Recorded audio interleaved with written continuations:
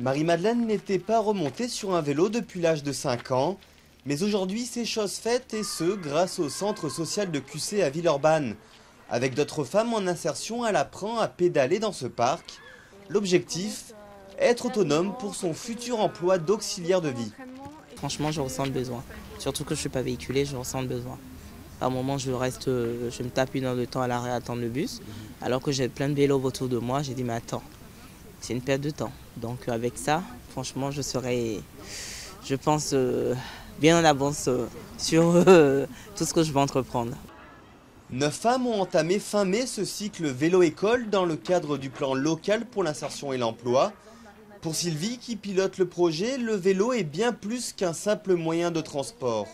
Cette action vraiment a pour objectif de développer l'autonomie des personnes et aussi d'être dans une dynamique de réussite, puisque quand elles réussissent à faire le vélo, elles sont dans cette dynamique-là et souvent ça a pour conséquence de faire réussir d'autres actions, par exemple une entrée en formation ou un entretien d'embauche. Zineb, quant à elle, n'a jamais travaillé mais elle est bien décidée à faire du vélo pour décrocher un emploi dans la restauration collective. Au début, c'est dur et après, étape par étape, j'ai commencé de pédaler. Mais c'est pas la même chose. Dans le parc et dehors, c'est pas la même chose parce que dehors, il y a des voitures et tout ça. Et dans le parc, il n'y a personne.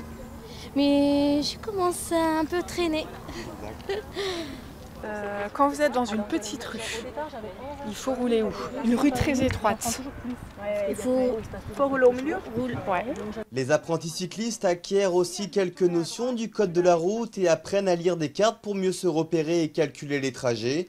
Depuis 6 ans que les ateliers vélo existent, une centaine de personnes ont été formées et principalement des femmes.